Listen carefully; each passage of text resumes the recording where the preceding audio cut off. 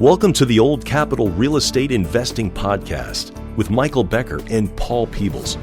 During this program, you will hear interviews with real-life successful investors who will share their stories and provide useful advice on how to acquire, finance, and operate apartment complexes. Now, here they are, Michael Becker and Paul Peebles.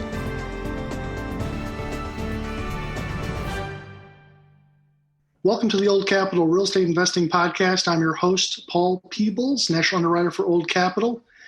And joining me today, the governor, the mayor of the great state of Texas, Mr. Michael Becker, is on another due diligence assignment. Unfortunately, he can't be here today. He is out, I don't think, actually looking at real estate. Well, he is looking at real estate, but it happens to be sand down in Florida with his family. So he's taking some vacation time in exploring some parts of Panhandle of Florida, right around Rosemary Beach. So hopefully that he's having a wonderful time down there with his family, coming out of quarantine. He needed to get out, so I'm happy for him.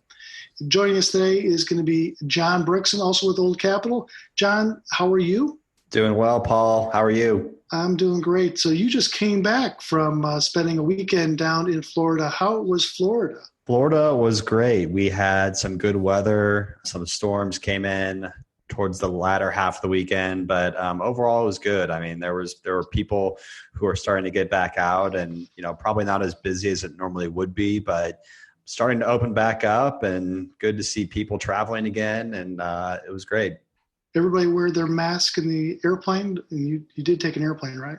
We did. We flew Southwest from Dallas into Panama City, and everyone had to have a mask on in order to board the plane. And there were more people flying than I expected, but it wasn't completely full. And the middle seats on every row were empty, so only two people could sit in one row.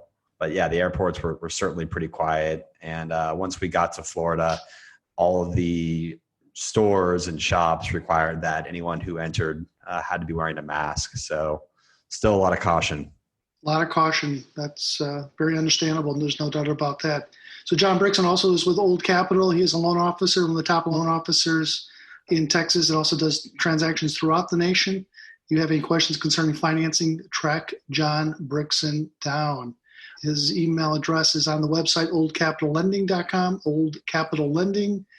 And then if you ever want to read our 17-page white paper report on Multifamily 101, it was something that John Brickson, James Eng, Michael Becker, myself, we wrote, and we continue to update it. So I think it's some great information that you want to have in your arsenal, your toolbox when you're thinking about trying to put financing together.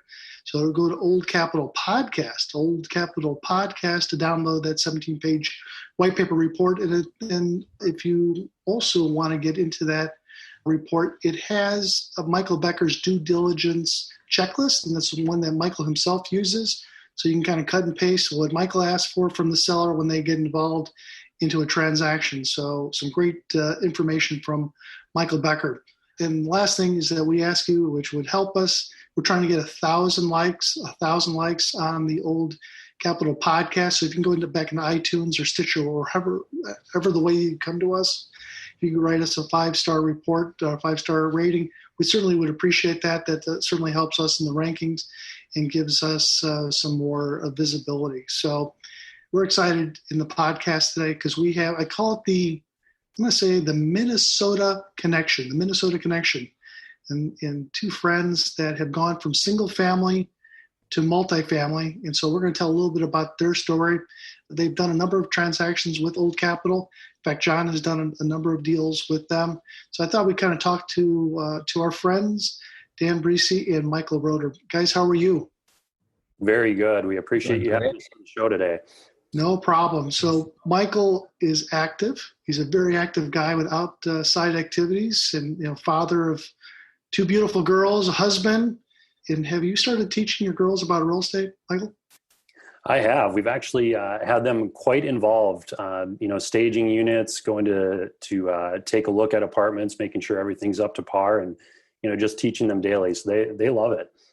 That's great. Now, has your beautiful bride, has she been on a road trip with you to take a look at some of the real estate that you have throughout the United States? She has. We actually just drove down to New Mexico a few weeks back, kind of during the whole COVID issue. Didn't quite feel comfortable jumping on a flight, so we ended up driving down, stopped in New Mexico, took a look at our asset there, and then continued on and stayed about a week in Phoenix just to vacation a bit. So yeah, she's definitely been to quite a few assets with me, and she enjoys it as well. That's great. That's great. Now, Dan is the man, as they say. So you can look Dan Brisse up, and let me spell that name for you. So it's Dan, that's the easy one, but Brisse, Brisse. You can look him up on Instagram or Facebook because he goes by the word athlete. So you are going to be amazed at some of the things that Dan Brisse, Mr. Athlete, he's done. He is a professional snowboarder. And so he's married, parent, and he's a real estate investor. So now, is real estate your full-time job, Dan? Yeah, snowboarding has taken a back seat pretty quickly with our business, Granite Towers Equity Group. I do still have a couple brands that I represent and create some content for Instagram and Facebook, but really at the end of the day, most of my time is spent here now building this business. Well, I just want to turn up on this snowboarding thing because it's interesting to me, and I think that for a lot of people that how long were you snowboarding, or how long have you been snowboarding?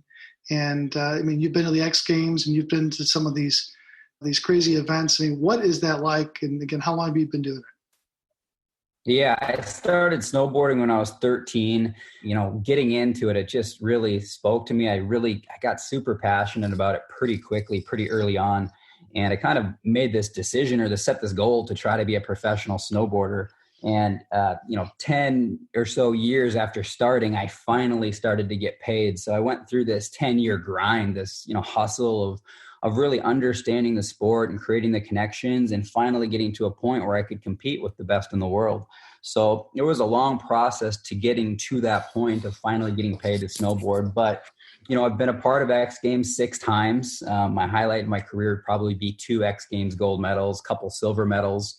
But really, my specialty was in urban snowboarding, and we did some backcountry, and I got into backcountry, but it wasn't what I was necessarily known for in snowboarding. It was much more urban riding. So, yeah, if YouTube is great too. If you just type in my name and put in X Games, you can see what we do. It's kind of hard to explain unless if you just watch it. It'll help you. Yeah, it's amazing some of the videos that are on you. Going through the back hills and doing some of these tricks. I don't know how your mom and dad slept at night thinking about all the craziness that. Did you start off in skateboards at all? Is that how you got into it, or you just automatically went from skis down to snowboards, or snowboards just first? Yeah, I can't really remember if it was skateboarding or snowboarding first, but they both came into my life at the similar time. So skateboarding and snowboarding is very, very well connected, and a lot of guys who do snowboard do skateboard and vice versa. So skateboarding was great and I was interested in it, but growing up in Minnesota, it was winter so much of the time, and just flying through the air and being on being able to just launch off a jump or go fast was a little more appealing to me than being technical, whereas skating is so hard on the body, concrete handrails, and snowboarding is as well, but you've got that little cushion of snow to help kind of soften the blow when you make a mistake. Sure, absolutely. So I'm anxious to hear a little bit more about your story. I'm going to turn it over to John Brickson. But one of the things that you had said I thought was interesting, you had a passion for it, and now you kind of transitioned that passion from snowboarding into real estate. So I want to hear about your discussion with John. So John Brickson, take it away.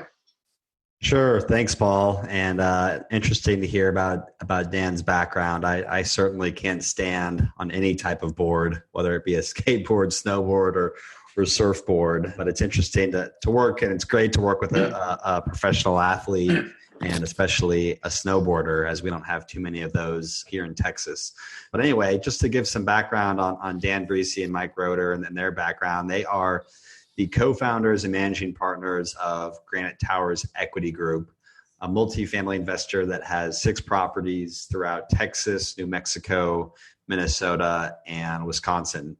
Dan is based in Washington State, and Mike is based in the Minneapolis area, but they've known each other for a long period of time, as they both are originally from Minnesota. Dan and Mike acquired their first asset in 2017, and Dan might correct me if I'm wrong, but I believe it was 2017, and continue to expand their portfolio and take on larger properties. But Dan and Mike are clients of mine. I think we've done 3 or 4 loans together over the past few years, and they've been great to work with. So Dan and Mike, great to have you on the show.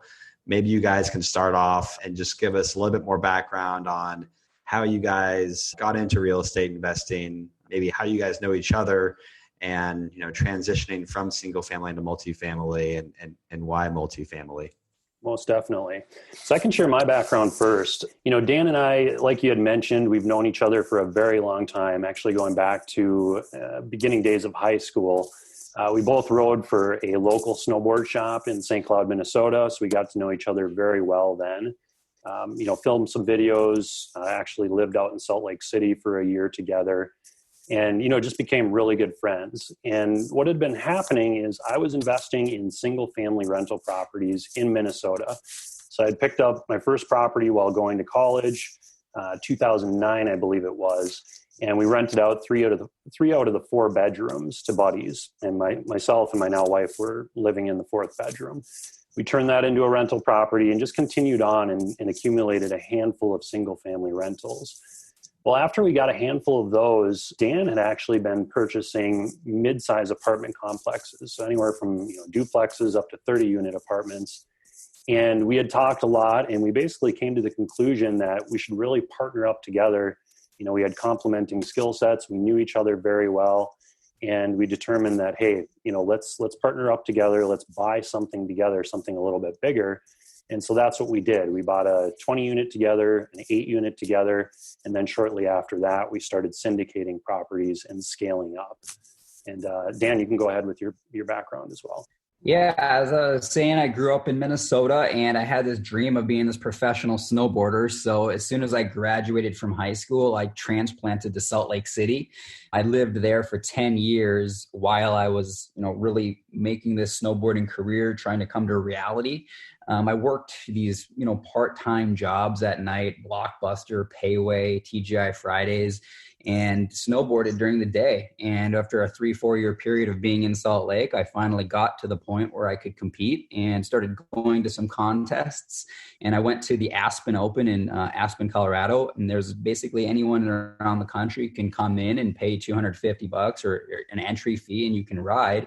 And I won that contest. And that was kind of the beginning of some of my brands really taking note and bringing me to other professional events to have my career, really launch into what it became. So I went through a good 10-year run in Salt Lake City. I met my wife there. And when we were traveling, constantly filming all over the world, we started to do, my wife was wondering, why are we living here? So we transplanted to Washington, where we live now, and we had a couple little boys. And yeah, the snowboarding career slowly started to, I could see it was going to come to an end, and wasn't something I wanted to do the rest of, with my health. So we started to buy a multifamily, and that's where Mike and I kind of started to partner up and build this out.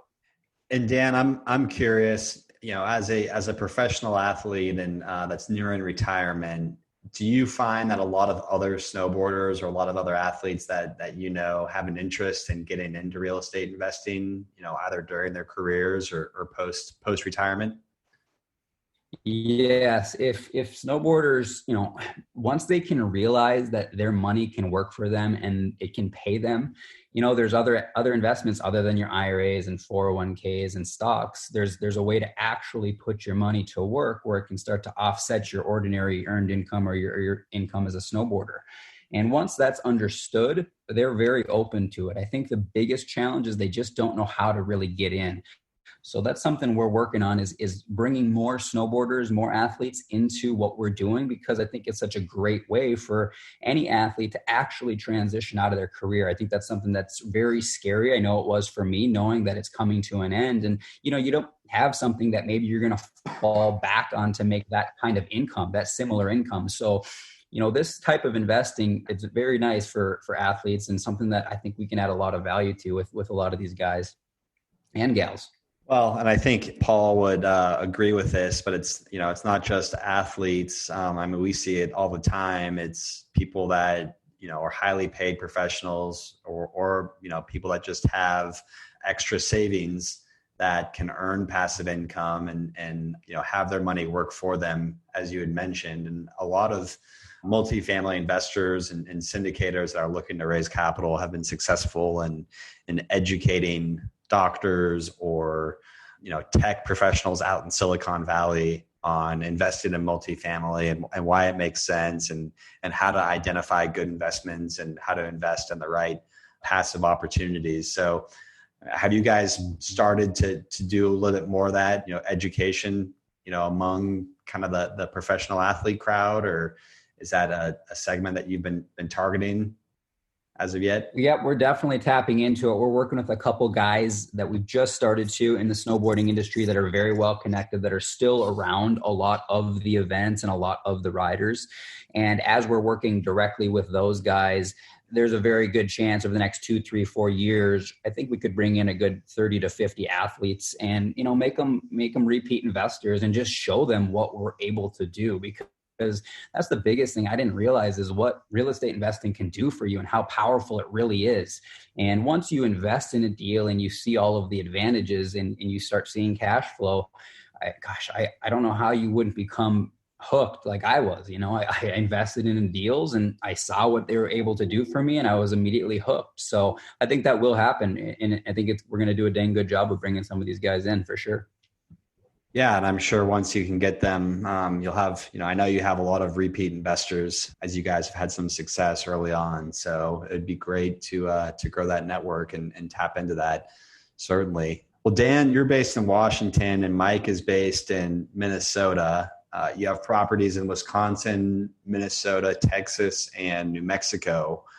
How are you guys able to invest out of state, and what are some of the challenges from investing out of state?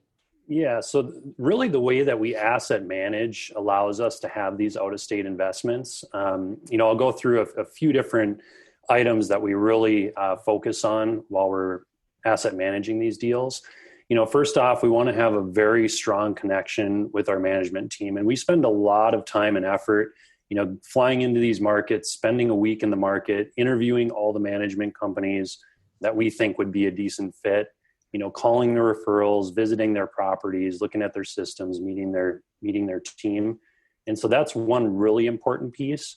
We also make sure that we're having weekly phone calls with our management teams, and we, go through everything that's happened over the last week, what we want to see happen during the next week, and then we go over our follow-up action items as well from the previous week's phone call. So that's really allows us to keep a handle on everything and keep everything, flowing very liquidly. We also make sure that our management team is sending us photos on a regular basis. So like on our deal in New Mexico, we've been having the management team snap some photos of the landscaping and the rehab projects and so on, just because we're not there on a regular basis. And we want to make sure that everything's being upkept very well and that the property is appealing to tenants. We visit the assets as often as possible. Down in Texas, we're usually down in Texas about once a month. Obviously, pre-COVID, during the last 2 months, it's been more scarce, but we like to visit the assets on a regular basis. And it's just always nice to get in there, get boots on the ground, make sure that everything is working very well and that the on-site's doing their job and so on. But it is, it's a little bit deceiving when you say we have properties in Minnesota, Wisconsin, Texas, and New Mexico. The properties in Minnesota and Wisconsin are very close to my hometown. So within a 45-minute drive, I can get to those assets. And then, like I had mentioned, we're down in Texas quite frequently. We actually brought on another co-sponsor in Texas for our deal down there. So we do have boots on the ground down in Texas. So really, New Mexico is really our only outlier, out of state, truly. Sure. Yeah. And your Texas property is in the Fort Worth market. So it's easy enough to fly into DFW airport and then drive, about 30 minutes over to your property. You bet. So which markets, we've talked about the markets that you're currently active in, but are there any other markets that you would like to target or do you want to focus more so on, just a couple of different markets going forward? So yeah, Texas, Dallas, Fort Worth, being we're a part of the Sumrock group, we're a part of Brad's group, and we're down there so often. Yeah, that's a market we're definitely built out in and are going to be looking in. Obviously, like Mike stated, Minnesota, Wisconsin, with living there, that's a market we're going to continue to be buying in. And then Kansas City was kind of our third market. It was kind of that great spot between Washington and Minnesota. Cap rates were not super compressed. Population growth was strong. Unemployment was low. And, we built out a team there. We haven't landed a deal in Kansas City as of yet, but I think with some persistence here over this next, market cycle, we will land something there. So, and then Phoenix is kind of our fourth market that we're just looking into. Mike and another gentleman built out a team and went down there to interview a bunch of different team members. Although cap rates are just, they're compressed in Phoenix, as most people know. So it's been tough to land new acquisitions, with the underwriting that we're using. So those are kind of the markets we're focused on. And I think we're just going to drill into those deeper and just really focus on those. And if I can just jump in here, you had mentioned that you're part of the Sumrock educational group. We've had Brad on fairly recently. A lot of people may not know Brad. He's a very sharp guy, and he's been great with assisting people to get into multifamily as a mentor and as an educational leader. Tell me a little bit about your experiences with Brad and the ability to raise capital within that group. You bet. So we joined the Sumrock group about 3 years ago, and that was really when we figured out that we wanted to start syndicating properties and raising capital from, limited partners. We knew that we wanted to find a mentor that had thousands of units, that had the experience, that has gone through multiple downturns. And so, we joined with the Sumrock group. It's been a phenomenal experience being a part of that group. It's allowed us to really tap into the DFW market. Because of the coaches that we work with, their buyer brokerage program, and our mentor, we came across as very solid buyers in that market. So we were able to land a deal last year in the DFW market and have really, come across as a solid group for future acquisitions as well. So the connections that group has really helped us out. And then, raising capital as well. We typically have raised a good portion of our capital raise from the Sumrock ecosystem. And so that's really allowed us to scale at a quite significant pace as well. And the ecosystem is just, it's not Brad investing into your transactions. It is the people that are in this group that you meet. These are people with a kind of common vision that they want to get into real estate. They want to buy a hard asset, but they maybe are looking for an operator that maybe already has an opportunity that they can invest in. Has that helped you, that ecosystem as they call it? And have you been able to go outside of that ecosystem and also find capital too? It has. It's been extremely helpful. We've found partners in the group. We've raised capital in the group. We typically get down to Dallas, Fort Worth for networking events, the Sumrock networking events, for about once a month. So that's really allowed us to grow our database and grow our knowledge base as well.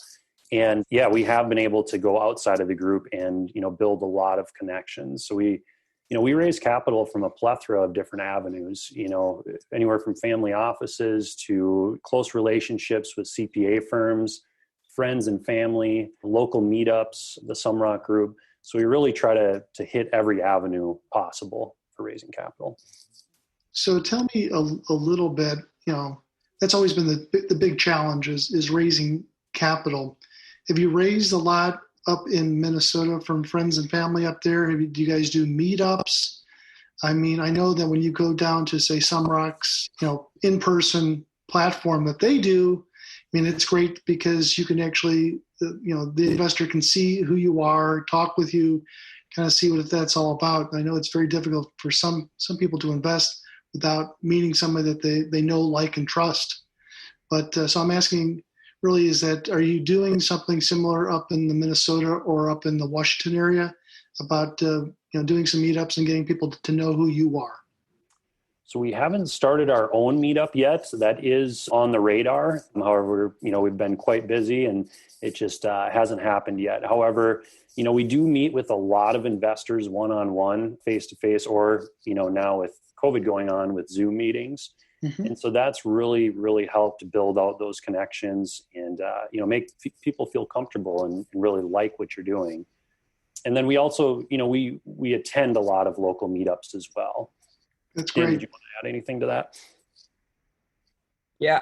I would just say that the connections, that we have with our team have really sent a lot of referrals over. Like you were mentioning, the CPAs that we're working with, they have a lot of clients and they can see into some of these people's finances and they can say, hey, you need some depreciation. I know a group of guys who've done well and I have other clients that invest with them. You should meet them and chat. And so a lot of referrals come that way, which we found it to be extremely beneficial. So yeah, just team members and being out and vocal and letting people know what you're doing and having a good track record has been kind of our recipe. That's good. John, can you take us through one transaction or two transactions that you guys have closed with them? Yeah, and I think, Dan and Mike, I think your progress on multifamily investing has been interesting because you started with a fairly small property that I think it was just Dan, Mike, and one other partner. It was an 8-unit on one side of the street and you bought a 20-unit on the other side of the street. So you start off with a small property, and then the last property you purchased that I worked with you on was a 99-unit property in New Mexico. So maybe talk about the first property and how you guys identified it, how you were able to put the deal together. We ultimately did a large cash out refi on that property that went really well. And then maybe talk about your Fort Worth asset and the New Mexico asset.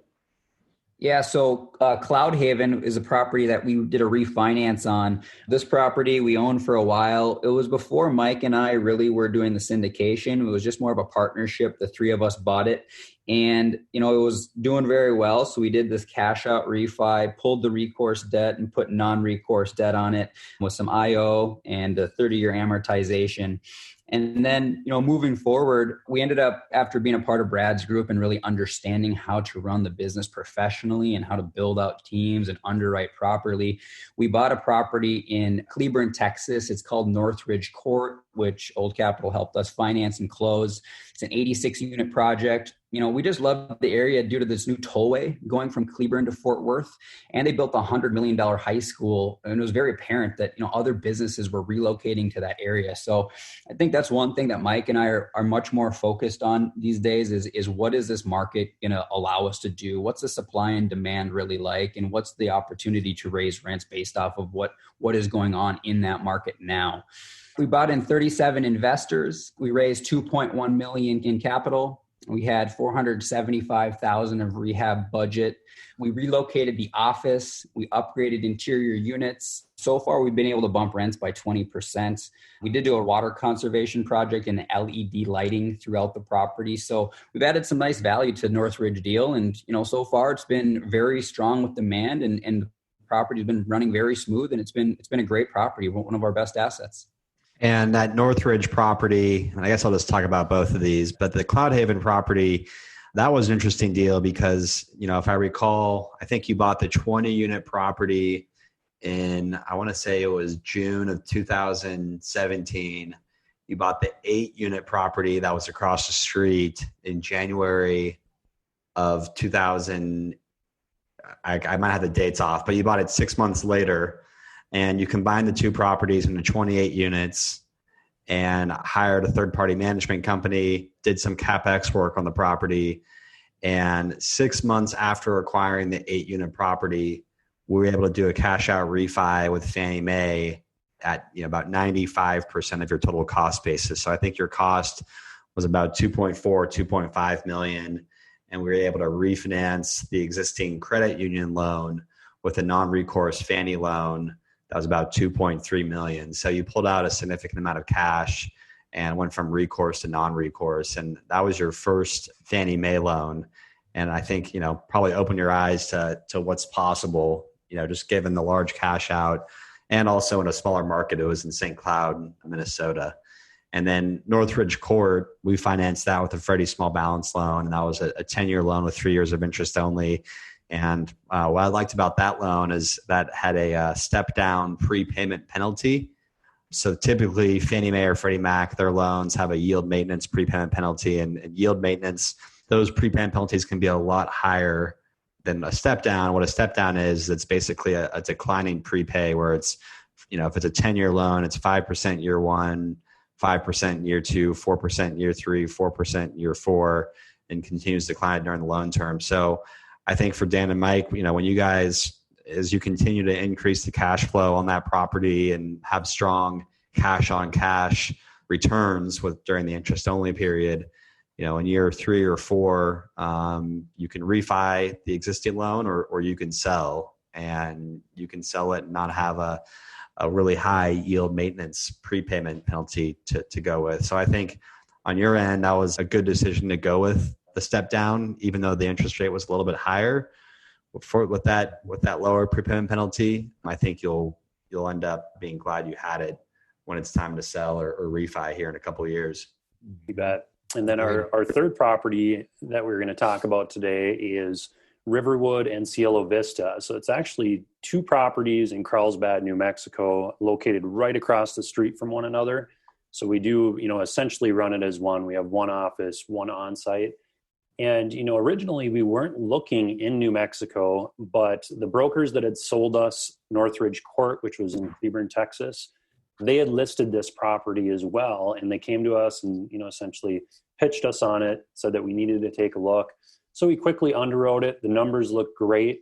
And the more we dug in, the more we liked it. We found out that our management company that manages our deal down in Texas also manages multiple projects in Carlsbad, New Mexico. So we loved that about it.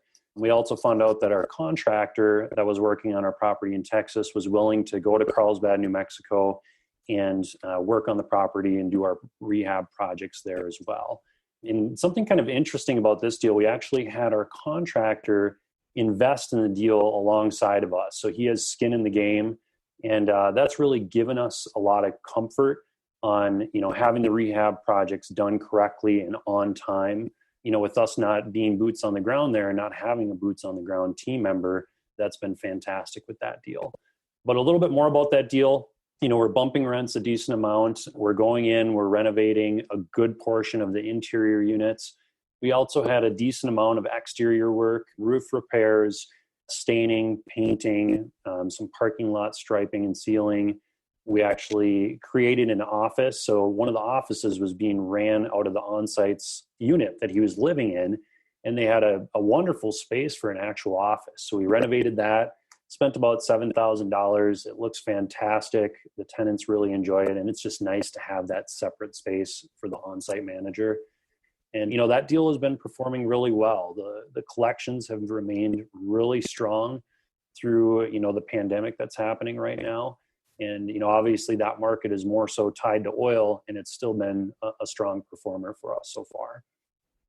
Yeah. And that's, Carlsbad it's a smaller market. It's a tertiary market. A lot of investors will start out in the smaller markets, and as they grow their portfolio and grow their investor base, move into larger markets like Dallas, Fort Worth. But that's great to hear on the Carlsbad property and the New Mexico property, and good to hear that your contractor buys into your business plan enough that not only are they willing to go out to New Mexico to do the work, but also willing to invest alongside you. I think that's great. And I think that says a lot about you and, Mike and Dan's ability to execute and just the vendors they work with. So I think that's great. I guess moving on, you had mentioned, the pandemic and COVID-19. Is there anything you guys are doing different on your properties or with your investors due to COVID-19? And what's your outlook on the market and collections for the next, between now and year end?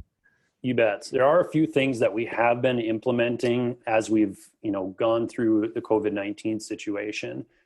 First off, a few things that most operators are doing right now. You're shutting down all the amenities. A lot of times that is a requirement. We're making sure that social distancing is happening on the properties and so on.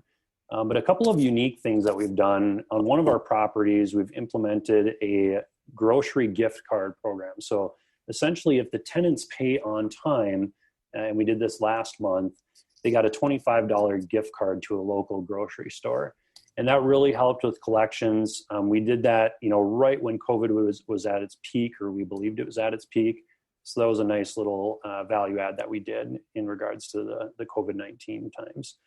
We've also implemented payment plans. We've been very flexible with our tenants, showing them that, hey, we understand what you're going through. We care. What can we do to get through this situation together?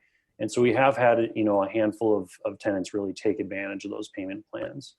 Virtual tours have been huge. And, a lot of investors have heard a lot about that, but you want to make sure that you have a good virtual tour set up on each of your properties and, if possible, each of your unit styles. And we actually had one of our management team send us over a virtual tour, and we weren't quite satisfied with them or with the virtual tour, so we had them redo it. So don't be afraid to, be blunt about it and just make sure that those virtual tours are looking really good.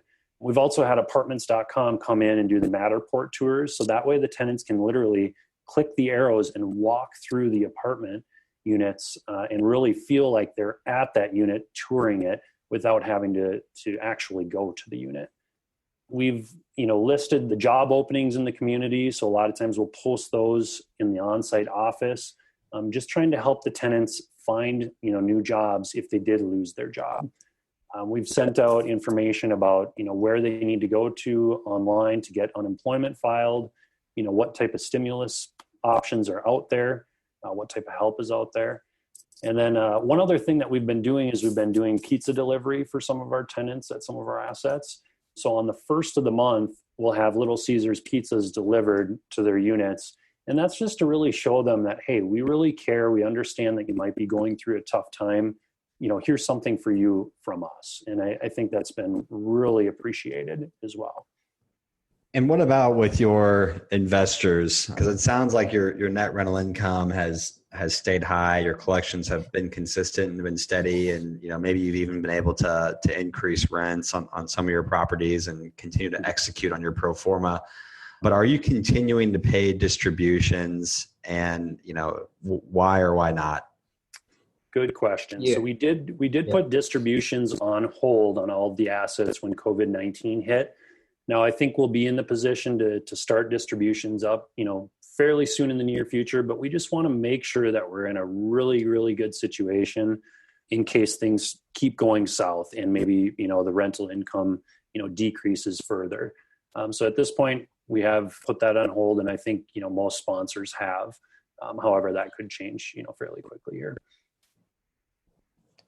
I think I would agree on that most sponsors have paused distributions. Paul, you talk to a lot of different investors and different sponsors. What are you seeing in the market? Are people continuing to pay distributions, or are some people holding off even if their collections have remained steady? It is a fingerprint. It is every transaction is a little bit different, just like a fingerprint. Some properties are, I would say 99% of the properties distributions have been held. And I think in the next month or two on a property by property basis, depending on how collections have been, they'll make decisions how much cash they actually have in their pocket. But everybody is very concerned about unemployment benefits and when that comes to an end, supposedly at the end of July or going into August, and what collections are going to be for August and September. But it's been good that we've held distributions for the last couple months, that we've kind of built our war chest a little bit. And that's been a good thing to kind of give people like operators like Dan and Mike a sense of the sleep factor, that they can sleep at night, knowing that there's enough money in those accounts that they can pay all the bills. So that's been good. But it's going to be on a case by case basis to begin distributions and kind of figure out what's going to go on through the end of the summer. I think building the war chest is the right approach. I mean, the S&P, I think, is now positive for 2020, which is crazy because it declined 40% in March. And, the Fed continues to flood the market with money, but, unemployment is still about 13.5%, which is well above where it was during the 2008 subprime crisis. And, when there's high unemployment, there's more people that don't have a paycheck, and if they don't have a paycheck, they can't pay their rent. So I think building the war chest for now and maybe putting a pause on distributions is the right approach to take.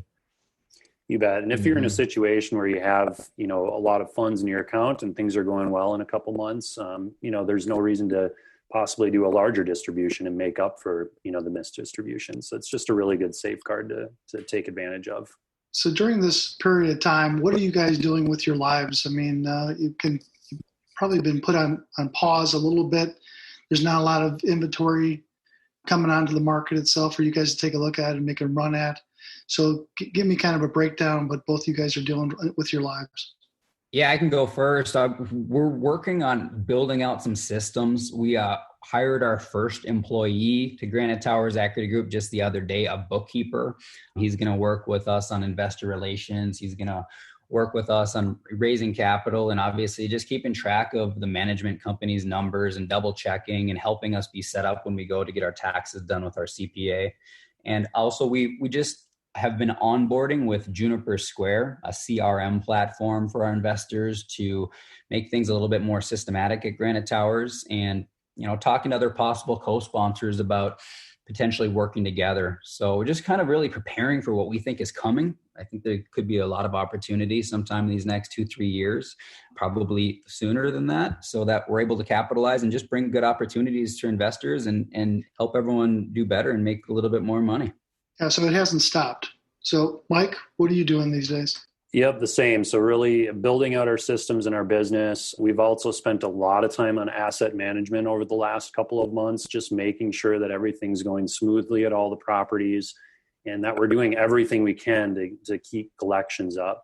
We've been networking a lot, building connections with, anyone that we can, and just, talking about the market and what we're doing and what we're focused on right now. So that way we can take advantage of those opportunities in the next year or so. Give me an idea how jobs are broken down, just like in a husband and wife or a partnership. Everybody has different jobs. In a normal market, Dan, what do you do? And Mike, in a normal market, what do you do? Yeah, so when we're looking at deals, we generally have one person kind of head up the deal or lead the deal when it comes to underwriting. So if there's, a deal that I'm working on, I'll kind of take it from start to finish. And Mike will, when we get done with the first pass, he'll come through, do a check and, check with our team and, kind of take it closer to an LOI that way. Other things with asset management, Mike and I are on both of the calls and we're both updating our questions, weekly. We're both keeping track of how the CapEx projects are doing. When we go to pull a draw from Fannie, we'll have one person head that up just to take it from start to finish, so we're not stepping on each other's toes. So overall, with working together for the last few years, we've kind of almost got to the point where we can read each other's minds a little bit, and we kind of just have a knowing of this is how things are going to go and the direction we're going. So those are kind of some things we do. Mike, anything more? No, I mean, we really work seamlessly together. It's not like, I have a certain role in the company and Dan has a certain role in the company. I think there's, certain things that we both excel at, maybe a little bit more than one another. But we just work seamlessly. And, if we need to, hand off a task or if we're feeling too busy, we're always open to the conversation of, hey, can you take this on, today or this week? Or, maybe you want to go on a vacation for a few days and check out. It's just really nice to have that business partner and know and trust them and trust that, your business is going to be taken care of and the investors. I mean, I certainly agree with you. I mean, I think it works better to have partners in this business instead of trying to do it all by yourself. I think people get frustrated if they're trying to do everything, raise the money, find the assets, underwrite these deals. I mean, it can be very super tight with time, and especially if you try to take a vacation. I mean, you just can't. You're always turned onto your business all the time. And then you mentioned that when you guys underwrite these deals, I mean, the beauty of having a mentor, do you share this information with your mentor and have them kind of go and poke holes at the deal to try to have you think a little bit? We do. So usually we have at least two coaches or mentors take a look at each deal that we're underwriting. And regardless if we're going to raise capital from, that mentorship group or not, it's just great to have that resource and to have, a third or fourth set of eyes. Because the more people that can take a look at the deal, like you said, Paul, the more people that can poke holes in the deal or maybe bring up opportunities that you're missing. So that's a must in my eyes. Tell me something, maybe one or two transactions that you guys looked at that you said, this is not for us, and this is the reason why it's not for us? Mm-hmm. Can you give me ideas on what deals that you passed on? Yeah, you bet. So we were actually looking at a property when COVID-19 actually started down in Houston, Texas, and we really liked the numbers. Everything looked good, but the deal really hadn't been performing for the last couple of years. We knew the gentleman that owned the property and knew that he was a really good operator. So that kind of, threw a wrench in it. And then also there was a large hurricane exposure and the property had been flooded out before. So we just decided, hey, even though the numbers look really good and we think it has a lot of potential, there's just really too much risk on this asset. So we did pass that property up. Dan, can you think of anything? And just to add to that, any war zone areas, we like to really flip them to our management team and just have them give us their take. If it's a zone where they're like, yeah, we're not really comfortable being there after dark, those are kind of zones we're steering clear of, and just trying to be in a little bit nicer locations. That median income 50K plus is really a goal that Mike and I are setting. So yeah, we lean on our management team heavily just to get their intake to make sure that they're comfortable with the location and the asset. We're just finishing up here. I mean, if you look back, 3, 4, 5 years ago, what would be some good information that you could tell yourself back then that you guys know today? What would help Dan and Mike 3, 4 years ago that you could give them a little bit of insight, since now you know how to buy these properties, how to execute the transaction, how to manage these assets, how to make investors happy? What would be 1 or 2 things that you could think of that would certainly help you? Yeah, definitely. I can go first on that. For me, the biggest thing I wish someone would have told me earlier was to find a mentor. Just find somebody who is doing it and doing it successfully, and go get around them and figure out their thought processes and systems and recreate what they're doing. I think with snowboarding, that's kind of a similarity for me with snowboarding, was I found the pros who I thought were the best in the world, and I would watch them over and over again on videos. And I would just rewatch these videos all summer long, all winter long, and you'd learn by watching. Well, same with, multifamily investing. Get in there and find somebody and watch and learn from the best, and you can recreate those actions and get similar results. So I wasted a few years going to some events that weren't as high quality, and I really endorse Brad and what he's doing, and think that he's got a great program, and I would have joined that earlier if I could go back. Mike? Yep. So I completely agree with Dan. That's probably one of the biggest things that I would advise. A couple other things, going bigger, faster. Obviously, I started out with single families, very small mindset. And, I think you can really skip over the single families and the small multifamilies and scale up very quickly. And if you find the right mentor or the right group to be a part of, that can really help, push you forward very quickly. So that would be a recommendation. Another thing that I would recommend is, just making sure that you develop your business plan before you purchase the property. Make sure you have a very solid plan in place, and then make sure you're bringing in the rehab dollars right off the bat. I know some of our first properties, we would do the rehab projects out of the cash flow, and we've really learned over time that that's not advantageous. That's really not something that we're looking to do in the future. And so it's been really helpful for us to raise that capital up front and be able to go in and hit the ground running and take care of those rehab projects, so that way you can bump those rents, as quick as possible and implement your business plan. Sounds good. If you were to brag about John Brickson and your experience with him helping you finance some of these deals, what would you say? Yeah, so I would say, John's been fantastic, very knowledgeable, and, really the terms that you guys have given us at Old Capital up front before we purchased the property, you've really came through and exceeded our expectations of what we thought we were going to get for leverage or interest only, or the type of loans that we've been able to get. So I've been very, very happy with Old Capital and John. Dan, anything more? And I'll just add too, just with being able to get a hold of John, and his response time has been very nice. When you're in these critical times of closing and, tension's running high, you want to be able to get some information quickly. And he's just, been great to work with in that, and just making sure that we get it to close, and it just feels like he cares. So I appreciate that a lot, and that, and he cares. All right. That's enough to brag about John. Thank you. Keep going. We have one more time here, I think. No, right. I appreciate that. And Dan and Mike have been great to work with. I never have to ask for anything from Dan and Mike twice. It's when we're on underwriting and closing, I ask for something once and I get it right away. And I think everyone really enjoys working with Dan and Mike, from listing brokers to management companies, their investors, and, even their contractor wanted to invest with them. So I'd encourage anyone listening to get to know Dan and Mike, and great sponsors. And it's a great partnership. Let's talk about that. And as our last question is that if somebody wanted to get more information about what you guys do, to possibly co-invest with you guys in the future, if you see an opportunity that comes up, or even to get on your email list, what's the best way for them to get a hold of you?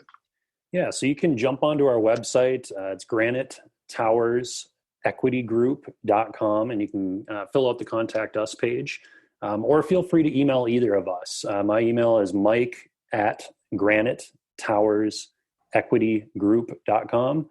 And Dan's is dan@granitetowersequitygroup.com. Sounds great. Guys, I do appreciate you coming on the line and talking with us a little bit. John, thanks for putting that together. You guys have done a great job as the Minnesota connection about making sure that investors are treated correctly and that you're on top of these transactions and people know exactly what it's like to buy a hard asset. And so I think you guys are doing a good job. So we appreciate having you guys on the podcast today, and we appreciate your business too. So again, Dan Brisse, Mike Roeder, we appreciate it. John Brickson, always a pleasure. I'm Paul Peebles. Have a good day. Thanks for listening to the Old Capital Real Estate Investing Podcast. Please join us at oldcapitalpodcast.com to sign up for our weekly email updates. We'll see you next week for another great interview.